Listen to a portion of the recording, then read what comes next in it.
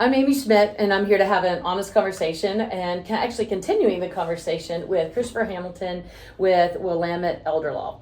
So we're having this conversation in Oregon, but we are trying to speak more broadly where it can work for many of you who are actually in other states. So we just finished having a talk about the difference between wills, trust, and what is probate. And at the time, I thought we talked about living wills, but really living wills is very, very different than a will.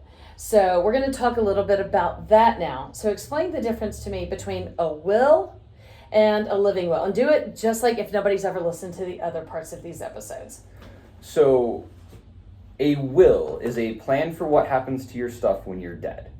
Okay. A living will is a plan for what happens in your healthcare when you stop being able to make those calls for yourself. Oh. Usually, it starts with what happens when we're asking questions about life-sustaining treatment. And then, depending on the state or how things are constructed, it can branch out into other parts of healthcare, earlier parts of healthcare. And then you have some states where they're not even a thing. Like in Oregon, we don't actually have living wills. We wrapped that concept into what we call an advance directive for healthcare. But it's still something that can be addressed within planning in the state. So when we look at a living will, there's a kind of common terms that I get asked from different people across the country. And some are called a POLST, physician's order for life-sustaining, treatment. Or there's DNR, do not resuscitate orders. So I know there's some of those kind of layer on top of each other, and other ones are standalone and just used in the different states. So tell me kind of where those intersect with advanced directives. So what has been semi-recently renamed a portable order on life-sustaining treatment, or a POLST, is a one-page front and back document that you would complete with your healthcare provider if you are in a condition where life support is likely to get involved in your life soon.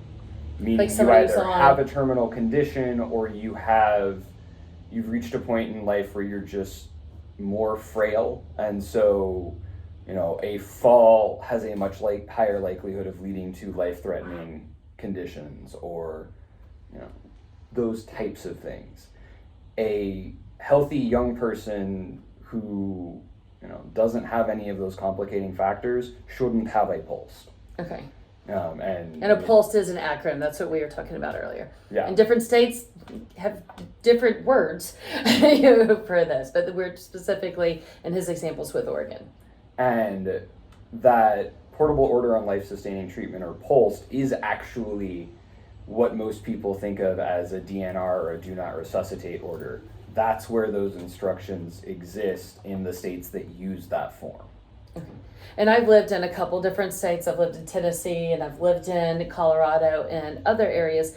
And, for some, the do not resuscitate is simply not CPR. Where I know with this particular document, there's a couple of options of what you can pick, whether it's with ventilators or tube feeding, and it's a little bit more broad than just CPR or no CPR. And the kind of basic categories with the portable order on life-sustaining treatment, the POLST, are do all the things, do some of the things, let me die. Got it. Now, where does that advance directive, how is that different than the POLST or a DNR? And so in Oregon, they're structured to run in parallel with each other. So the POLST is a specific medical order from a physician or other medical provider to any other healthcare personnel working on you. An advance directive is a statement from you of your preferences, desires, wishes under certain circumstances. And the Oregon form has been updated somewhat recently so that we talk both about instructions in specific circumstances and about what matters to you in life, what do you value about how you function, what is important to you, so that when those unexpected things come up, there's some kind of criterion available for your representative to use in making that decision, and get some interesting conversations with people around some of those more philosophical feeling pieces, because they're like, oh, well, my representatives know all these things. And I mean, one, no, they don't. I will almost guarantee you haven't had that conversation as well as you think you have. And also it feels very complicated. Like, even if the person does know exactly what you want, when that time's happening, it's very stressful. And you've got other people saying what they also believe that person wants. So having that document, I think, almost gives the person some solace, and comfort to be able to make that decision on your behalf. Very much so. And the amount of stress that can take off somebody to be able to very clearly point to, this is what they wanted, or this was the decision-making metric they gave me and I used it. And then the other thing to remind people of is sometimes the only thing the healthcare providers have to work with is the advance directive itself. Sometimes nobody's answering their phone and a decision has to get made. Right. And if the advance directive provides information that a healthcare provider can use to understand you, they can make a decision that is more likely the one you would have wanted them to make, instead of defaulting into doing something that you really wouldn't have wanted them to do. Got it. And I just think about, like, with families, there's a lot of dynamics, and having worked in long-term care myself for many, many years, unfortunately, it's like when a family should be coming together is really a time when families are torn apart, because there's not that clear document piece of paper, and it is left up to an interpretation. And you had a conversation with me a month ago about what you wanted. I had a conversation with Mom 2 years ago about what she wanted, and maybe a lot's changed. Maybe it hasn't. Maybe it's just our own insight that has led that conversation or tainted it. All right, so advanced directives is more of like what to do while the person is still around, but yet not able to speak for themselves. And in other states, that could be a power of attorney for healthcare or living will, and sometimes they have a healthcare representative. But in Oregon, they've kind of, like, as well, some other states have tied that into one document called an advanced directive. Right. Okay. So it's similar concepts no matter where you are, but the name probably varies by state. And again, that's a thing to hold lightly as you go to an attorney in your state, knowing that you want to talk about this concept. It just may not be the thing that it's called where you are. Got it.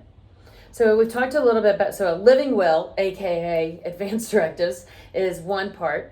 And then we actually have the do not resuscitate. Again, that's not in every single or DNR orders. And then the POLST. So different states, some call it physician orders for life-sustaining treatment, or this one for portable orders. Yeah. Portable orders for life-sustaining treatment. So again, look up these in your individual states, but those are the reasons, again, to be planning ahead so that you're the person making the decisions, or you have named a person that you trust to make those decisions for you. Is there anything else that we should talk about on this topic that I've not said or asked? I think that covers it well enough for this conversation, other than I see you made a note about organ donors. And this is actually also the place where... Talk about organ donor, like donating your organs. Because this is, everybody thinks that they want to be an organ donor and they put it on their driver's license and they thought that they were done. Unfortunately, most people don't always die in a way that lends that to work out that way. So being an organ donor, I did write that note because I was wondering kind of where that fit into the realm. that's something that should be discussed in setting up an advanced directive or setting up a POLST or a DNR with the professional that's working with you in doing that, because there are instructions that can be given to a healthcare representative that will make organ donation more or less likely to be possible. Or if you don't want them to be able to make that decision, you want that to be a hard no, that's something that needs to get written down, because in a lot of states, Oregon included, your healthcare representative has the authority to decide whether, an anatomical gift gets made out of your body when you're gone or not, unless you change that fact. And to me, it's like, I did not personally know until recently, like with, organ donation, there are some where it's like, you can donate the whole body. You know, and it is not necessarily need to be kept on life support for hearts and livers and, you know, for those organs for people to live. Some of it is just simply donating to science. So how a person dies and how that's communicated on the advanced directives really does limit or expand the options for organ donation. Yes, very much so. Any other notes that you saw that I should we should address here? No, that was the one that seemed like it fit in there, and I wanted to tie in. Again, thank you so much. This is Christopher Hamilton with Willamette Elder Law, and we're just trying to go through a series of these, and we'll put them together on a playlist, but we're trying to kind of go in some kind of order to make sense of all of this. Thank you again. Thank you so much. Happy to be here.